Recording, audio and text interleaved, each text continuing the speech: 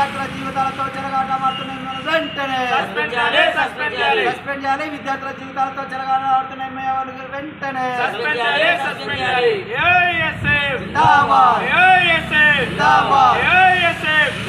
విధుల పట్ల నిర్లక్ష్యం వహిస్తున్న చేర్యాల ఎంఈఓ గారిని వెంటనే సస్పెండ్ చేయాలి. విధుల పట్ల నిర్లక్ష్యం వ్యవహరిస్తున్న చేర్యాల ఎంఈఓ గారిని వెంటనే సస్పెండ్ చేయాలి. చేర్యాల ఎంఈఓ గారిని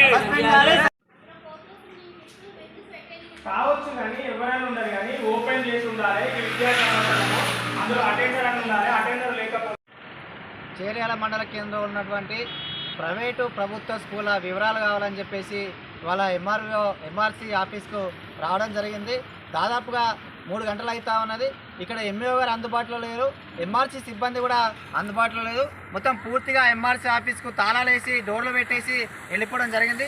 దీనిపైన మరి ఎంఈఓ గారికి ఫోన్ చేస్తే మరి ఎంఈఓ గారు నిర్లక్ష్యంగా మాట్లాడుతూ ఉన్నారు, ఇష్టం వచ్చినట్టుగా మాట్లాడుతూ ఉన్నారు. అంటే మేము ఎవరం ఉండం, మేము మంగళవారం వస్తాం, మేము సోమవారం వస్తాం, మా వాళ్ళంతా తినడానికి వెళ్ళిపోయిందని చెప్పేసి నిర్లక్ష్య మాటలు మాట్లాడుతున్నారు.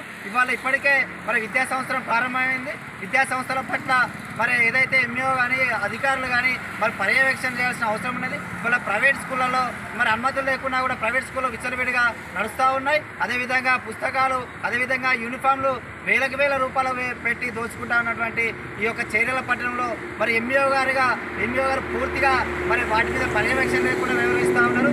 మరి మేము ఎందుకు ఇక్కడ అందుబాటులో లేదని చెప్పేసి అడిగితే మేము వేరే ప్రాంతంలో ఉన్నామని చెప్పేసి మాట్లాడుతూ ఉన్నారు. నిర్లక్ష్యంగా వ్యవహరిస్తున్నటువంటి ఎంఈఓ గారిని వెంటనే సస్పెండ్ చేయాలని చెప్పేసి అఖిల భారత విద్యార్థి సమైక్య ఏఎస్ఎఫ్గా డిమాండ్ చేస్తూ ఉన్నాం. వెంటనే ఏదైతే ప్రైవేట్ కార్పొరేట్ స్కూల్ చేర్యాల అనుమతులు లేకుండా నడుస్తున్నటువంటి వాటిపైన చర్యలు తీసుకోవాలి.